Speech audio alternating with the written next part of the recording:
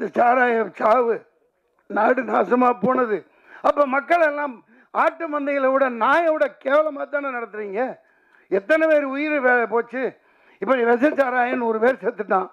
சரி, இது தெரியுது.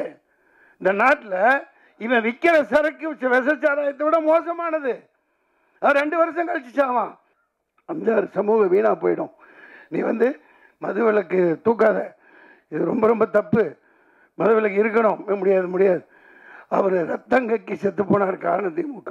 டெல்லி வரைக்கும் போனார், போராடுறாரு, எழுத்து கூட்டம் போடுறாரு. இவங்க எழுத்து கூட்டம் போடுறாங்க. அன்னைக்கு ஆரம்பிச்சு இன்னைக்கு வரைக்கும் இந்த மது சரக்காய் அடிக்கிறான், அங்கே நிற்கிறான், இங்கே நாருது. விசச்சாராயத்தோட மோசமானது ஒலி. டாஸ்மாக ஒலி. மைய காமிச்சு விரலை காமிச்சு லட்சம் கோடி செலவு பண்ணி தேர்தல் நடத்துறீங்கல்ல. அவ்வளோ இயலாமல் அந்த வேகாத வெயிலில் வந்தாங்கல்ல, செத்தாங்கல்ல, அவங்களுக்கு ஏன் நஷ்டஈடு கொடுக்கல? ஜெயிச்சு வந்தவன் எல்லாம் கோடீஸ்வரர், பரம கோடீஸ்வரன் தான் ஜெயிச்சு வந்திருக்கான் ஆந்திராவிலேருந்து பல இடத்துல. இப்போ பிஜேபி இன்னும் ஒரு இப்போ 10வது ஆண்டு தாண்டி 15வது ஆண்டு போகுது. 15 வருஷம் வரைக்கும் ஓட்ட போகிறாங்க. அதை பிடிச்சவங்க இருக்கலாம், அந்த சித்தாந்தம் பிடிச்சவங்க இருக்கலாம், பல கட்சிகளில் இருக்கலாம். இப்போ இந்த பேரரசெல்லாம் இருக்கார், பல பேர் ஆதாயம் பெறவங்க இருக்கலாம், அது வேறு விஷயம். ஆனால் ஏமாற்றி பிழைக்காத, ஏமாற்றி ஒருத்தனை வராத. இது முல்லை மாதிரி தேர்தல் இப்படித்தான் நடத்துவான். முல்லை மாதிரி அயோக்கியத்தனம். இப்போ திமுக ஓப்பனாக சொல்கிறேன், 40 சீட்டு வச்சுருக்கீங்க. டேய் வாங்க, நாங்கள் தேர்தலில் பங்கு பெற மாட்டோம், நாங்கள் பாய்காட் பண்ணுறோம். நீ வாக்குச்சீட்டில் நடத்து. ஏன் சொல்லலை? உன் பருப்பு அங்கே வேக வச்சுக்க, இந்த மெஷின் அங்கிட்டு தள்ளிடுறேன், நான் இங்கே செட்டப் பண்ணி இங்கே பண்ணுறேன். அதுதான் நடக்குது. இது இந்த மெஷின் இருக்கிற வரைக்கும் சூரியகாந்தி மலராது. சூரியன் டெய்லி ஊற்றிட்டு தான் இருக்கும். அதே முட்டாளாக தான் ஆக்கிட்டு இருப்பாங்க. நாட்டில் ஒரு முன்னேற்றமும் வராது. எந்த நாயும் பேசாது. எல்லாம் ஒரு நாய்கிட்ட குமிச்சு கிடக்குது. அந்த நாய் கொள்ளையடிச்சு அவனுக்கு எங்கே வச்சிருக்கானுங்க, எத்தனை நாடுகளில் எத்தனை கார்பரேட் கம்பெனிகள் இருக்குன்னு அவங்களுக்கே தெரியாது. ஒரு சமூக நீதி போராளி, அவரை வச்சு தான் ஜெய் பீம்னு படமும் எடுத்தாங்க. அதை முதல்ல புரிஞ்சுக்கங்க. ஜாதி கூடாதுன்னு சொல்லிட்டு போனீங்கல்ல, எல்லாம் சொல்கிறாங்கல்ல. நிர்மலா சீதாராமனை ஏன் அங்கே போட்டு வச்சுருக்கீங்க? நிர்மலா ஏன் நம்ம பொன் ராதாகிருஷ்ணனை போடுங்க. நம்ம தோற்று போனாங்களே கவர்னர் தமிழிசை சவுந்தரராஜனை போடுங்க. எந்த ஜாதிக்காரங்களே அங்கே உட்காந்துட்டு இருக்கீங்க ஒரு ஓட்டு வாங்காம. மக்களை அந்த தேர்தல் என்ன மயிருக்கு நடந்துச்சு? மாதரசியல் மன்னிக்க, என்ன மயிருக்கு நடந்துச்சு? உனக்கு நீ அங்கே உன் பருப்பை வேக வச்சுக்க, நான் இங்கே என் பருப்பை வேக வச்சுக்கிறேன். எல்லாம் டீலிங். ஏப்பா வேண்டும் மோதி மீண்டும் மோதி நாங்கள் எல்லாம் எங்கடா வர போகிறாங்க. ஒன்று மிகப்பெரிய இது. அவர் சரியா, நான் ஒருத்தன் தான் சொல்லிக்கிட்டே இருந்தேன். இப்போ எல்லாம் மாஸ்க் சொல்கிறாப்புல, வேலைன்னு வந்துட்டா வெள்ளைக்காரன் நீங்கள் போட்டு மிஷினையும் கையில் கொடுங்க. ஒரு ஸ்க்ரூ டிரைவரும் ரிச்சி ஸ்ட்ரீட்லேருந்து ஒரு ஆளை கூப்பிட்டுக்கிட்டேன். ஒரு சால்ட்ரிங் மிஷினும் ஒரு ஸ்க்ரூ டிரைவரும் கொடு, நான் குட்டி போட்டு காட்டுறேன். நீ இல்லாட்டி நான் என்ன தண்டனை கொடுக்குறீங்களோன்னு 2 நிமிஷம் கேட்டார் நீதிபதி. டிஸ்மிஷன் துரத்தி விட்டார். அது எப்படி இங்கெல்லாம் இவங்கெல்லாம் எப்படி ஜெயிச்சாங்கோ, நீங்களும் அப்படித்தான் அந்த மாதிரி கேட்பாங்க. அவன் என்ன அவ்வளோ முட்டாளா? 10 வருஷம் ஆனிட்டு 11வது வரை உட்காருவேன். சரியாக அங்கங்கே எங்கெங்கே குத்தி வைக்கணுமோ, ராம்பூர் இந்த பூர் என்ன 270 இதில் என்னென்ன பண்ணி வைக்கணுமோ திறந்து பிரித்து அது என்னென்னமோ வைக்கணுமோ வச்சு ரிமோட்டெல்லாம் எல்லாம் பண்ணி இந்த பைத்திய ஆரம்பத்துலேருந்து சண்டை போட்டு தாங்க இருக்குது. என்னால் முடிஞ்ச அளவுக்கு போகிறான்னு ஒரு முஸ்லீம் கூட எனக்கு ஓட்டு போடல. சத்தியமாக அவங்க ஜாதி பார்க்குறாங்களா? இல்லை 500 ரூபா பிச்சை காசு எச்சக்காசை வாங்கிட்டு ரம்ஜான் மாதத்தில் நோன்பு வச்சுக்கிட்டு எனக்கு ஓட்டு போடல. திமுகவுக்கு தான் போடுறான். திமுக தான் சித்தப்பா பெரியப்பா எல்லாமே திமுக தான். அது நகமும் சதையுமா அப்படி இருக்கு. சூரியனும் சூரியகாந்தியும். சூரியன் இங்கே 40 வந்துருச்சு, அங்கே காந்தி தான் வரல. சூரியகாந்தி அதாவது ராகுல் காந்தி வரல. இது சிரிக்கிறதுக்காக சொல்லலை. ஏன் வரலை? இப்போ நான் ஒருத்தன் தான் சொல்லிக்கிட்டு இருந்தேன், இதோடு சம்மந்தப்பட்டதுனால சொல்கிறேன். காடாக கத்தினேன், கரடியாக கத்தினேன். எப்பா இது 38 39 நான் மொத்தமாக இந்த இந்தியா டீம் தான் ஜெயிக்கும். ஆனால் நான் தான் சொன்னேன் பிரைம் மினிஸ்டர் கேண்டிடேட் ராகுல் காந்தின்னு. அந்த டீமில் யாருமே சொல்ல, மம்தா பானர்ஜி சொல்லலை, சரத்பவார் சொல்லலை, ஆனால் இங்கே திமுக காரங்களும் சொல்லலை. அதனால் அவர் வரல. இப்போ என்ன ஆளுங்கன்னா, இல்லை இந்த விசச்சாராயம் நடந்திருக்கு, பெரிய விஷயம், அதெல்லாம் அப்படிலாம் வருவோம். ஒரு தேர்தல் எதுக்கு நடக்குது? ஒரு மாற்றம் வரணும் இல்லையா? மாற்றம் வரணும். 5 வருஷம் 2014 பண்ணி வந்தாங்க, 19 பண்ணி வந்தாங்க. இங்கே சில விஷயங்கள் இப்போ பிஜேபி இன்னும் ஒரு இப்போ 10வது ஆண்டு தாண்டி 15வது ஆண்டு போகுது. 15 வருஷம் வரைக்கும் ஓட்ட போகிறாங்க. அதை பிடிச்சவங்க இருக்கலாம், அந்த சித்தாந்தம் பிடிச்சவங்க இருக்கலாம், பல கட்சிகளில் இருக்கலாம். இப்போ இந்த பேரரசெல்லாம் இருக்கார், பல பேர் ஆதாயம் பெறவங்க இருக்கலாம், அது வேறு விஷயம். ஆனால் ஏமாற்றி பிழைக்காத, ஏமாற்றி ஒருத்தனும் வராத. மிகப்பெரிய சோதனைகளை சந்தித்து என் காசெல்லாம் போய் போட்டு ஒரு ஓடிடி இந்த படம் மொத்தமாக சரக்கு விற்றதே அதுதான். அந்த காசை போட்டு பேரம்பாக்கத்தில் 2 பிளாட்டை விற்று போய் நாயா ரொம்ப கஷ்டப்பட்டு ஏண்டா நின்றுன்னு அவ்வளோ பெரிய அனுபவங்களை சந்தித்தேன். நான் அதை சொல்லி உங்களை சோகத்தில் மூல் கடிக்க வரலை. சூரியனும் சூரியகாந்தியும் இல்லையா? இப்போ சமூக நீதி பற்றி ரொம்ப பேசுனாங்க. இவரும் டைரக்டரு ஜாதி இல்லை ஜாதி இல்லை ஜாதி இல்லை பேசிட்டு தான் இருக்கீங்க. அது இல்லாமல் அதாவது இந்த சமூக நீதி வாங்கணும், இந்த இடஒதுக்கீடெல்லாம் ஆயிரக்கணக்கான ஆண்டுகளாக மறுக்கப்பட்டதுக்கு அங்கே ஜாதி அந்த இதுக்காக தேவைப்படுது. பேரரசு அவர்கள் சந்துருவை பற்றி நீ வாத்தியார் அவர் எந்த கோணத்தில் எதுக்காக சொல்லியிருக்காருன்னு புரிஞ்சுட்டு பேசுங்க. சந்துருங்கிறவர் ஒரு மாபெரும் மனிதன், ஒரு சமூக நீதி போராளி. அவரை வச்சு தான் ஜெய்பீம்னு படமும் எடுத்தாங்க. அதை முதல்ல புரிஞ்சுக்கங்க. ஜாதி கூடாதுன்னு சொல்லிட்டு போனீங்கல்ல, எல்லாம் சொல்கிறாங்கல்ல. நிர்மலா சீதாராமனை ஏன் அங்கே போட்டு வச்சுருக்கீங்க? நிர்மலா ஏன் நம்ம பொன் ராதாகிருஷ்ணனை போடுங்க. நம்ம தோற்று போனாங்களே கவர்னர் தமிழிசை சவுந்தரராஜனை போடுங்க. எந்த ஜாதிக்காரங்களே அங்கே உட்காந்துட்டு இருக்கீங்க? ஒரு ஓட்டு வாங்காமல், ஒரு மக்களை சந்திக்காமல், மக்களை முட்டாளாக்கிட்டு, மக்களை எல்லாம் அடிமாடாக நடத்திக்கிட்டு அங்கே ஜெய்சங்கர்னு ஒருத்தரை உட்கார வச்சிங்களே. எந்த தேர்தல்னு கேட்டால் காங்கிரஸ் தின்னுச்சு, நானும் திங்கிறேம்பாங்க. நான் இது ஒன்று வெளிப்படையாக தான் சொல்லுவேன். நடப்பு வேறு, அது வேறு. மக்களை அந்த தேர்தல் என்ன மயிருக்கு நடந்துச்சு? மாதரசியல் மன்னிக்க என்ன மயிருக்கு நடந்துச்சு? உனக்கு நீ அங்கே உன் பருப்பை வேக வச்சுக்க, நான் இங்கே என் பருப்பை வேக வச்சுக்கிறேன். எல்லாம் டீலிங். ஏப்பா வேண்டும் மோதி மீண்டும் மோதி நாங்கள் எல்லாம் எங்கடா வரப்போகிறாங்க. ஒன்று மிகப்பெரிய இது. அவர் சரியா நான் ஒருத்தன் தான் சொல்லிக்கிட்டே இருந்தேன். இப்போ எலான் மாஸ்க் சொல்கிறாப்புல வேலைன்னு வந்துட்டா வெள்ளைக்காரன் நீங்கள் எங்கப்பா எடுத்து போயிட்டாரா? வெள்ளைக்காரன் போய் சொல்ல மாட்டான். இப்போ எலான் மாஸ்க் சொல்கிறாப்லையா? எலான் மாஸ்க் சொல்கிறாப்லையா? அது டுபாக்கூர், அது டப்பா, அது 420, அதை மேனிப்புலேட் பண்ணலாம், எல்லாம் பண்ணலாம். நான் 6 வருஷத்துக்கு முன்னாடி போராடினேன். சுப்ரீம் கோர்ட்டுக்கு பார்ட்டி இன் பர்சன் ரெடி பண்ணி எடுத்துகிட்டு போய் இந்த ஓட்டு மிஷினையும் கையில் கொடுங்க. ஒரு ஸ்க்ரூ டிரைவரும் ரிச்சி ஸ்ட்ரீட்லேருந்து ஒரு ஆளை கூப்பிட்டுக்கிட்டேன். ஒரு சால்ட்ரிங் மிஷினும் ஒரு ஸ்க்ரூ டிரைவரும் கொடு, நான் குட்டி போட்டு காட்டுறேன். நீ இல்லாட்டி நான் என்ன தண்டனை கொடுக்குறீங்களோன்னு 2 நிமிஷம் கேட்டார் நீதிபதி. டிஸ்மிஷன் துரத்தி விட்டார். நீ அப்புறம் தான் சொன்னான், என்னப்பா பேசவே விடலைன்னதுக்கு அங்கே சொன்னாங்க எல்லாம், எப்பா நீ தான் இந்த கோர்ட்டில் அதிக நேரம் பேசியிருக்க அப்படின்னு என்ன எழுதிட்டு போனேன். இல்லைங்க, இப்போ இவ்வளோ கஷ்டப்பட்டு இவ்வளோ படம் எடுக்கிறோம், இவ்வளவு செலவழித்து எவ்வளவோ போராடுறோம். எங்கப்பா சவுந்தர் போயிட்டாரா? இருக்க மாட்டாப்லையே பஞ்சாயத்து இல்லை. இப்போ எல்லாமே ஒரு பிடிச்சி வச்ச ஒரு, அது என்ன பிடிச்சி வச்ச பிள்ளையாரா? அது பிள்ளையாருன்னு சொல்லக்கூடாதுப்பா, மந்திரிச்சு விட்ட கோழி மாதிரி. இந்த படம் 100 கோடி 500 கோடி குறைஞ்சது 60 கோடி இப்படியெல்லாம் எடுக்கிறாங்க. 70-80 வயசுக்காரங்க ஹீரோவாக நடிக்கிறாங்க. அதுக்குன்னு சில சேனல் இருக்குது, அதுக்குன்னு அந்த டாப்பில் இருக்கிற கம்பெனிகள் இருக்குது. அவங்களால இவங்களுக்கு, இவங்களால அவங்களுக்கு. ஆனால் மக்கள் காசெல்லாம் எல்லாம் கவலைகரம் பண்ணி அரோகரா. பாவம் ரஜினி சாருக்கு இப்போ எனக்கு ஒன்றும் இதெல்லாம் இல்லை, அவர் இல்லாமல் பேச முடியாது. 70-80 வயசில் அவருக்கு பாருங்கள் ஹீரோயினி கிடைக்கிறது எவ்வளோ கஷ்டம் பாருங்க, ரொம்ப கஷ்டம். ஏன்னா இன்னொருத்தன் பொண்டாட்டியாக இருக்கணும், தப்பாக இல்லை, ஒரு நடிகையாக சொல்கிறேன். அது யாருப்பா? ஐஸ்வர்யா ராய். அவங்களுக்கும் வயசாகிடுச்சு, அதுவும் கொஞ்சம் கல்டு தட்டிடுச்சு.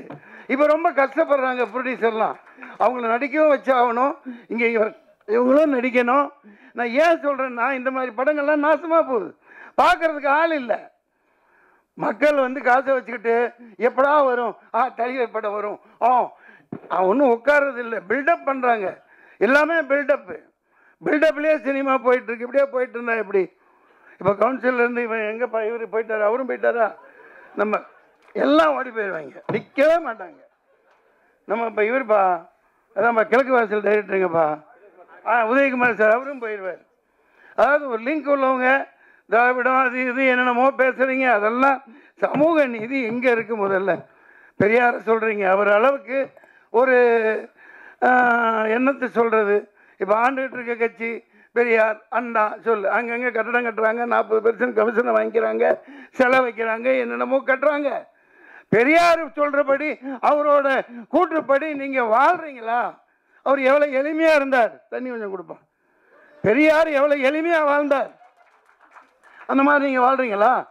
10 லட்சம் கோடி 20 லட்சம் கோடி சொத்தை சேர்த்துக்கிட்டு அந்த அண்டர்ஸ்டாண்டிங் தான்.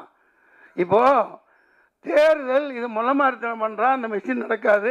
அழகா 100 270 குத்தி வச்சுட்டு கேட்பாங்க சில பேர், முட்டாள்தனமாக வேற என்ன குடிக்கலப்பா நான் இன்னும் ஆமாப்பா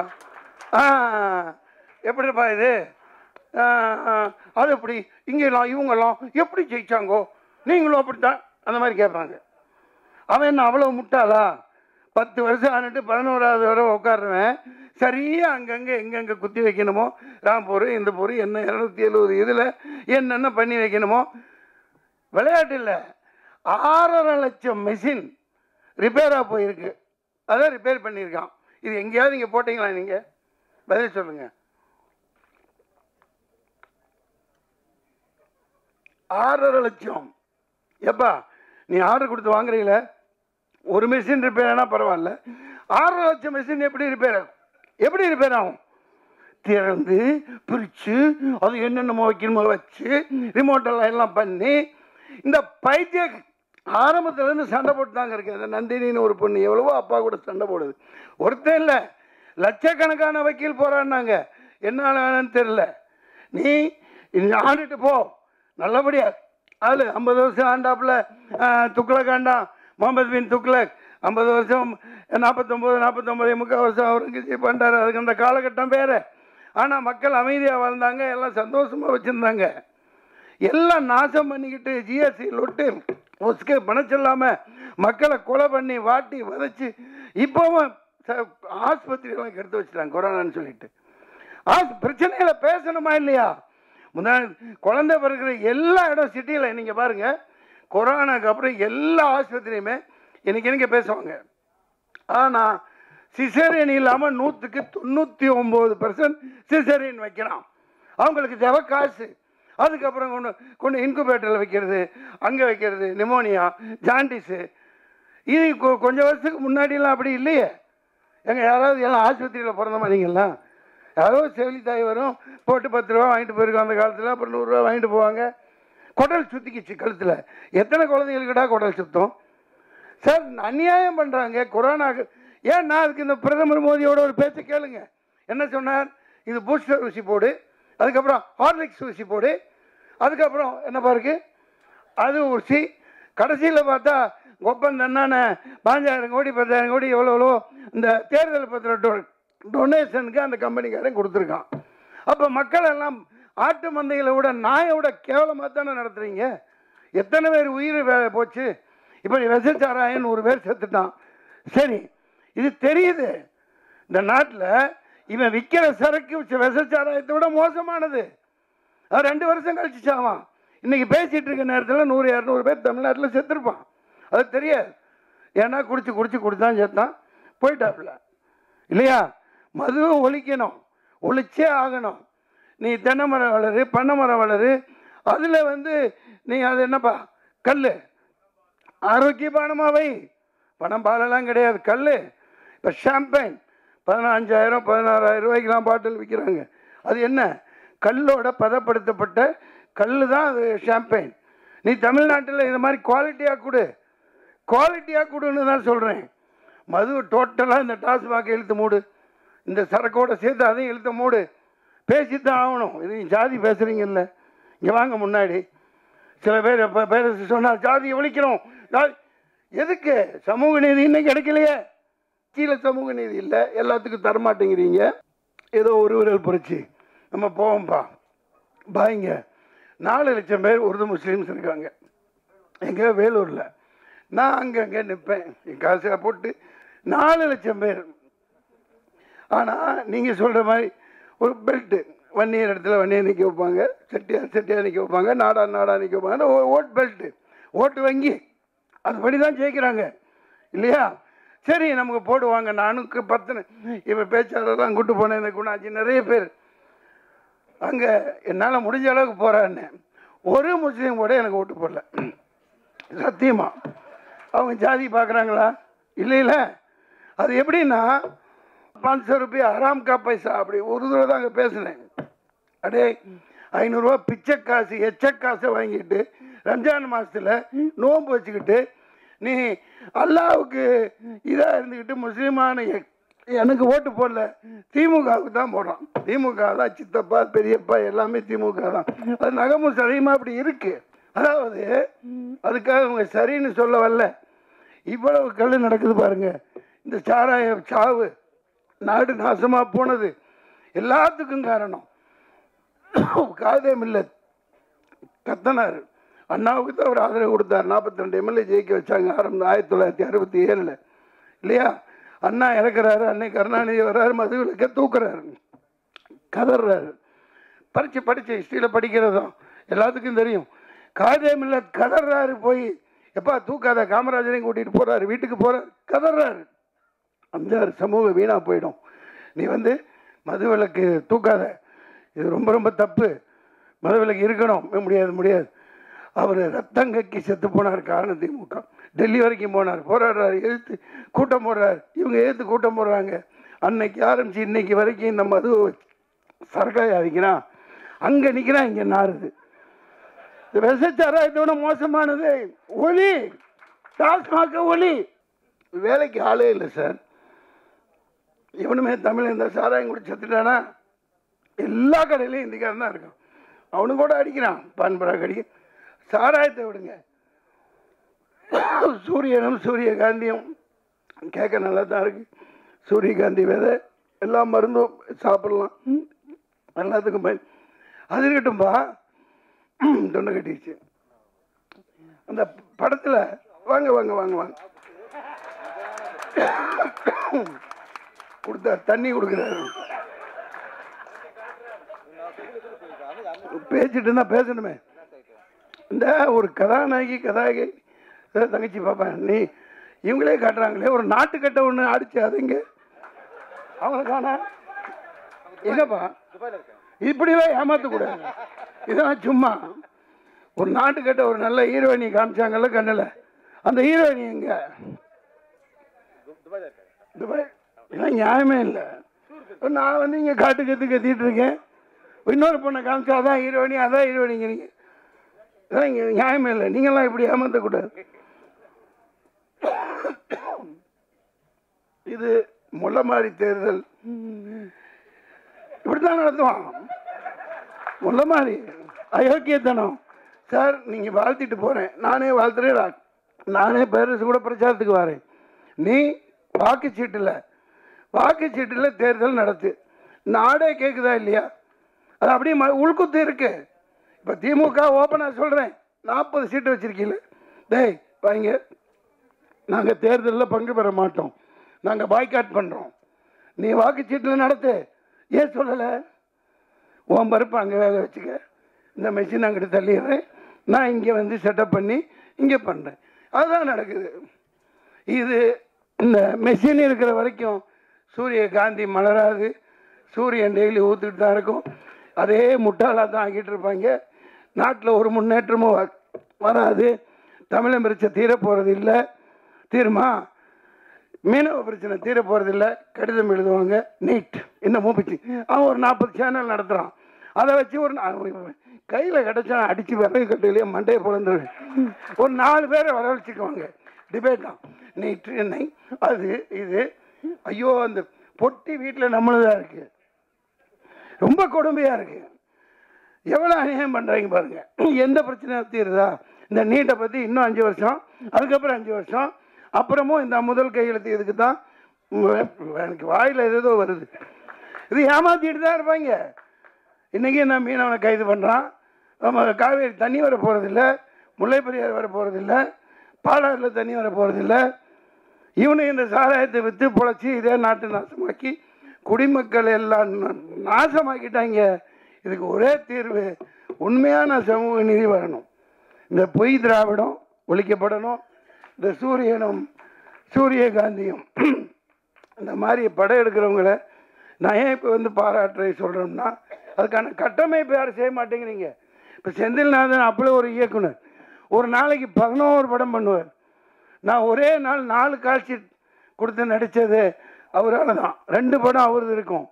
சரத்குமார் சார் ஒன்று, இன்னொரு புது பையனோட ஒன்று, தங்கமான தங்கச்சி.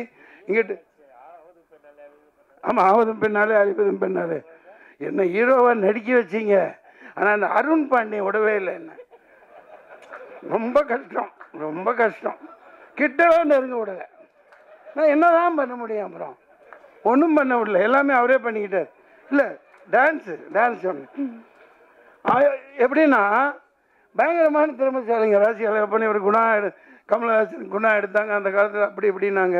ஆனால் காலத்துக்கும் அழியாமல் அது பேசப்பட்டுக்கிட்டே இருக்கு. இயக்குநர்கள் இருக்காங்க, அவங்கள பயன்படுத்துறதுங்கிறத விட கட்டமைப்புகளை உருவாக்கணும். இப்போ தியேட்டரில் ஒரு 50 ரூபா, 60 ரூபா, 30 ரூபா இந்த மாதிரி இந்த குறிப்பிட்ட படங்களுக்குன்னு சொல்லி மக்கள் எந்த நேரம் பார்ப்பாங்களோ அந்த மாதிரி காட்சிகளை இந்த எளிய படங்களுக்கு திரையரங்கில் ஒதுக்கணும். கண்டிப்பாக இதெல்லாம் செய்யணும். ஏன் செய்வான்? எந்த நாயும் பேசாது. எல்லாம் ஒரு நாய்கிட்ட குமிச்சு கிடக்குது. அந்த நாய் கொள்ளையடிச்சு அவனுக்கு எங்கே வச்சிருக்கானுங்க, எத்தனை நாடுகளில் எத்தனை கார்பரேட் கம்பெனிகள் இருக்குன்னு அவங்களுக்கே தெரியாது. அதை ஒரு 10 தலைமுறைக்கு எழுதி வச்சுருப்பாங்க. நான் எனக்கு ஒன்றும் ஆதங்கம், இது ஒரு இயலாமை இல்லை. உண்மையை தான் பேசுவேன், உண்மையை தவிர நான் வேறு எதுவும் சொல்ல மாட்டேன். இந்த நாடு இந்த ஓட்டு மிஷின் இருக்கிற வரைக்கும் விளங்காது. அதை தொடப்பு கட்டையில் அடித்தா தான் உட்கார வைக்க முடியும். உண்மையான தேர்தல் நடத்தி இது எந்த டிபேட்டுக்கு வேணாம் வாரேன். பேரரசு அவர்களே நன்றி, சந்தான பாரதி அவர்களே நன்றி. அதனால் வடக்கையும் வாழலை, தெற்கும் வாழலை, ஒன்றுமே ரொம்ப கொடுமைங்க. சரி, ஆமாம், அது சூரிய கொடுமை இல்லைப்பா. அதனால ஆட்டையை போட்டு வந்ததுதான்ப்பா. ஏப்பா அண்ணா வச்சுருந்த கட்சியை ஆட்டையை போட்டு வந்து பண்ணுறாங்க. இப்போ நான் தனியாக போராடி 4 ஓட்டு வாங்குறேன். அதில் ஒரு மிகப்பெரிய குத்து. ஏன்னா எலெக்ஷன் கமிஷன் நான் அப்பயே சொன்னேன், சொல்லக்கூடாது யாரும். 4 பேர் செத்தாங்களா இல்லையா? வெயிலில் நின்று 4 பேர் ஓட்டு போட்டு வந்தவங்க செத்தாங்களா இல்லையா? எல்லாம் மறந்துட்டீங்களா? பத்திரிக்கைக்காரங்க பேப்பரில் போட்டிங்கல்ல. அந்த 4 பேருக்கும் தேர்தல் கமிஷன் 1 கோடி கொடுக்குறோன்னு பேட்டி கொடுத்தேன். சில பேர் போட்டாங்க, ஏன் கொடுத்தாங்கணும்ல, மைய காமிச்சு விரலை காமிச்சு லட்சம் கோடி செலவு பண்ணி தேர்தல் நடத்துறீங்கல்ல. அவ்வளோ இயலாமல் அந்த வேகாத வெயிலில் வந்தாங்கல்ல, செத்தாங்கல்ல, அவங்களுக்கு ஏன் நஷ்டஈடு கொடுக்கல? நல்ல பாயிண்ட். இல்லை, தேர்தல் ஆணையம் அவங்களுக்கு கொடுக்கணும்னு போட்டேன். அது பல இதை நான் சொல்லிட்டு வரேன். தேர்தல் ஆணையம் அது மோதி விட்டு பூனையம்னு முன்னாடி சொன்னேன், இன்றைக்கி சொல்லுவேன், என்றைக்குமே அப்படி தான் வச்சிருக்க வரைக்கும். அதுதான் அது அநியாயம் நடத்தப்படுதா இல்லையா? ஒரு ஓட்டு போட வந்து செத்து போனான்னா அவனுக்கு நஷ்டஈடு கொடுத்தே ஆகணும். அந்த நேரத்தில் எந்த அரசியல் கட்சியும் கொடுக்க முடியாது, தேர்தல் ஆணையம் கொடுக்கணும். ஏன் இவ்வளோ லட்சம் கோடி பண்ணுறீங்கல்ல, கூப்பிட்றீங்கல்ல, விளம்பரம் கொடுக்குறீங்க, விளம்பரம் வைக்கிறீங்கல்ல, இப்போ கொடுத்தா என்ன மோசம் போகுது? நான் அந்த மிகப்பெரிய இந்த வேலூரில் அது முன்னாடி அந்த அனுபவம் இருந்துச்சு. முகவர்கள் வைக்கல, என்கிட்ட காசு இல்லை, இந்த ஏஜென்ட் எல்லாம் வைக்கல. அவ்வளோதான். அவங்க இன்ஃப்ளூயன்ஸ் பண்ணி அவங்க காக்கா கூட்ட மாதிரி 400 பேர் 500 ரூபா உட்கார வச்சுட்டு ஓட்டு அங்கே இங்கே மெஷின் 40 இதை திறந்தால் 50 அப்போல்லாம் இந்தா நீ அதை எடுத்துக்கோ இதை எடுத்துக்கோன்னு இன்ஃப்ளூயன்ஸ் பண்ணுவாங்க. அது பேசி இப்போ பிரயோஜனம் இல்லை. ஆனால் நியாயம் தர்மம் என்னைக்கு ஜெயிக்கணும், உண்மையான ஒரு ஜனநாயகம் மலரணும், அதுதான் என்னோடய ஆசை. இந்த சந்தான பாரதி சார் நடிச்சிருக்காங்க. இந்த படம்னு இல்லைங்க, நிறைய படம் இல்லைங்க. டெய்லி விழா நடக்கணும், நல்ல திறமையானவர்கள். ராஜாங்க நீங்களே நடிச்சுக்கிட்டே இருந்தா எப்படி? நீங்களும் அந்த பாட்டில் நடிச்சிருக்கீங்கல்ல, சரி சரி, நல்ல திறமையானவர். நிறைய திறமைசாலிகள் இப்போ கேரளாவில் இருக்க மாதிரி இங்கே வரமாட்டேங்குது. வந்தால் பயன்படுத்துக்கான கட்டமைப்புகளை உருவாக்கணும். 500 ரூபா கொடுத்து இப்போ தேட்டருக்கு போனால் 2000, 4000, 5000 ரூபாய் அது ஒரு குடும்பத்துக்கு குறைஞ்சபட்சம். இந்த மாதிரி சின்ன படங்களுக்காக, சின்ன படங்கள்னு பிரிக்கிறது இல்லை, ஆட்டோமேட்டிக்காக அதை பார்த்தா தெரிஞ்சிடும், ஓகேப்பா. அந்த மாதிரி பண்ணி தர மாட்டேங்கிறாங்க. பெரிய எந்த பணக்காரனுக்கு உதவ மாட்டான். இப்போ வேட்பாளர்கள் நின்று ஆளுகளை எடுத்து பார்த்துக்குங்க. ஜெயிச்சு வந்தவன் எல்லாம் கோடீஸ்வரன், பரம கோடீஸ்வரன் தான் ஜெயிச்சு வந்திருக்கான். ஆந்திராவிலேருந்து பல இடத்துல பல லட்சக்கணக்கான கோடிகளை சொத்தாக வச்சுருக்கவன். அவன் எப்படி ஏழைக்கு உதவுவான்? அவன் எப்படி உதவுவான்? கட்டமைப்பு இல்லை. ப்ரொடியூசர் கவுன்சில், நடிகர் சங்கம், இதெல்லாம் ஒரு இந்த பெப்சி, அவங்க தொழிலாளர்களுக்கு சம்பளம் வாங்குற அதே நோக்கில் படம் ஓடுறதுக்கும் அவங்க உதவணும். இது குரல் கொடுக்கணும், செய்யணும். அது செஞ்சால் குறைஞ்சபட்சம் ஒரு என்டர்டெயின்மெண்ட்டுப்பா. பொங்கல் அது இது, பொங்கல் இதாக விழாவா, அந்த ஒரு குறிப்பிட்ட ஹீரோ சாரையாக போய் கொடுத்துறான், அவன் போட்டு அவன் அள்ளிட்டு அவருக்கு ஓடிச்சு இவருக்கு ஓடிச்சுங்கிறான். அவன் யாருக்கு ஓடல, மக்களால், மக்களோட பணத்தை சுரண்டுறாங்க. சாராயத்தில் சுரண்டுற மாதிரி சினிமாவில் சுரண்டுறாங்க. இந்த மாதிரி படங்கள் ஓடணும், அப்படி சுரண்ட முடியாது. எல்லாரும் வரணும், எல்லாத்துக்கும் எல்லாமும் கிடைக்கணும். நன்றி, வணக்கம். இந்த படத்தில் வாய்ப்பு கொடுத்த ஏஎல் ராஜா சாருக்கு ரொம்ப நன்றி சொல்லிக்கிறேன். என்னென்னா, சந்தான பாரதி சார் சொன்ன மாதிரி எனக்கு டைரக்டரை பார்த்தாலே ஒரு பயம் எப்போவுமே இருக்கும். பெரிய டைரக்டருங்கிறப்ப மகாநதி படம் நான் ஜூனியர் ஆர்டிஸ்டாக போயிருந்தேன். அப்போல்லாம் நாங்கள் டைரக்டரை பார்க்கணுன்னா அங்கே நின்று பார்ப்போம், பக்கத்துலேயே நெருங்க முடியாது. அப்படி ஒரு சூழ்நிலையில் நான் வந்தேன். அதனால் டைரக்டரை பார்த்தாலே எனக்கு ஒரு சின்ன ஒரு சர்க்கு இருக்கும் அவங்க கூட பண்ணுற வரைக்கும். ஃபஸ்ட் நாள் இருந்தது. அதுக்கப்புறம் சார் வந்து என்னை இயல்பாக அப்படி உள்ளே இழுத்துட்டு போயிட்டார். வாடா தம்பி, என்னடா நீ என் தம்பி தான்டா அப்படிங்கிற அளவுக்கு இழுத்துட்டு போய் ஒரு சாதாரணமாக என்ன ஆக்கி நடிக்க வச்ச சந்தான பாரதி சாருக்கு நன்றி. நான் நடித்ததை விட இந்த படத்தில் நடித்த ஸ்ரீஹரிக்கு மேலே சொல்கிறேன். ஃபஸ்ட்டு ஒரு ஆல்பம் வந்து ஏஎல் ராஜா சார் தம்பி வச்சு பண்ணியிருந்தேன். நான் பார்த்துட்டு அதிலே மிரண்டேன். அதுக்கப்புறம் தான் சொன்னாப்புல இப்படி தம்பிக்கு சில பேச முடியாது, காது கேட்காதுன்ட்டு. ஆனால் அதை மீறி அவருடைய திறமையை காமிச்சிருக்கிறதுக்கு அவருக்கு வாழ்த்தையும் மேன்மேலும் வளர என்னுடைய வாழ்த்துக்களை தெரிவிச்சுக்கிறேன். நன்றி. அதுக்கப்புறம் விக்ரம் சுந்தர் ரொம்ப அற்புதமாக பண்ணியிருக்காப்புல. அவர் காம்பினேஷன் எனக்கு கம்மியாக தான் இருந்தது, ஆனால் சிறப்பு ரொம்ப நல்லா பண்ணியிருக்காப்புல, மகிழ்ச்சி. மஸ்தான் மாஸ்டர், டான்ஸ் மாஸ்டர், எனக்கு வந்து அந்த சாங் நீங்கள் பார்த்துருப்பீங்க. உண்மையாகவே நான் இப்போ ஒரு டான்ஸர் கிடையாது, ஆட தெரியாது, ரொம்ப கஷ்டப்பட்டு ஆடிருக்கேன். ஒரே நாளில் ஆட வச்சிட்டாரு. என்னடா சாங் எப்படி வந்திருக்குமோன்னு ஒரு பயம் இருந்தது. உண்மையாகவே அது வந்து டெக்னீஷியன் அவங்களால தான் முடியும். நம்ம வந்து ஒப்படைக்க தான் முடியும். அவங்க நம்மளை வேலை வாங்குறது டைரக்டர் அண்ட் டெக்னீஷியன் தான். அந்த வகையில் நான் அந்த படத்தில் ஒர்க் பண்ண ரொம்ப சந்தோஷம். ஏஎல் ராஜா சார் இந்த படத்தில் கடினமாக உழைச்சிருக்காரு. அவர் கூட இருந்த இணை தயாரிப்பாளர்களும் சரி, எல்லாருமே ஆர்டர் பண்ணியிருக்காங்க. இந்த படம் முழுக்க நல்லா வர்றதுக்கு காரணம் டைரக்டர் ஏஎல் ராஜா சார் தான். அதுக்கு முன்னாடி நான் தீக்குச்சி படமும் அவர் கூட நான் ஒர்க் பண்ணியிருக்கேன். அதே மாதிரி பார்த்திங்கன்னா என் கூட நடித்த ரேவதி, அவங்கள பற்றி சொல்லி ஆகணும். ரொம்ப நல்லா நடித்தாங்க, மிக்க மகிழ்ச்சி. அதுக்கப்புறம் அவங்கள நான் படங்களில் நிறைய நடிப்பாங்கன்னு பார்த்தேன். இப்போ வந்து அரசியலில் இறங்கியிருக்காங்க, மிக்க மகிழ்ச்சி, ரொம்ப சந்தோஷம். ரொம்ப நன்றி. இந்த படத்தில் நடித்தது ரொம்ப சந்தோஷம். எல்லோரும் படத்தை தேட்டரில் வந்து பார்த்து மகிழ்வீங்க. தேங்க்யூ. நிறைய பேச வேண்டியிருக்கு. சினிமாவை நேசிக்கக்கூடிய அற்புதமான மனிதர்கள்லாம் இங்கே ஒன்று சேர்ந்துருக்கிறாங்க. இந்த மேடையிலேயே ரொம்ப அற்புதமான ஒரு மேடையாக இருக்குது. பார்க்குறப்ப ரொம்ப சந்தோஷமாக இருக்குது. ரொம்ப ஷூட்டிங் டென்ஷனில் நான் ஓடியாந்தா கூட இந்த மேடையில் வந்து உட்காந்தோன்னு ரொம்ப சந்தோஷமாக இருந்துச்சு. இந்த உழைப்பு அவ்வளவும் வந்து இதோட இயக்குனரும் தயாரிப்பாளரும் ஏஎல் ராஜா அவர்களுக்கு தான் சேரணும். ஏன்னா ஒரு ஆரம்ப காலத்துலேருந்து ஒரு படுற கஷ்டங்கள்லாம் நான் நேரில் பார்த்துட்டு இருக்கேன். ஒரு படத்தோட வெற்றிக்காக அவருடைய போராட்டம் வந்து மிகப்பெரிய போராட்டம். இந்த படம் வந்து அவருக்காகவாது மிகப்பெரிய வெற்றி அடையணும். அப்புறம் இந்த படத்தில் நடிச்சிருக்க மகள்நத குருக்கள் ஐயா அவரோட பையன் ஸ்ரீஹரி, அவர் என் படத்தில் தான் முதல்ல நடித்தார். இந்த படத்தில் ரொம்ப சிறப்பாக பண்ணியிருக்கிறாரு.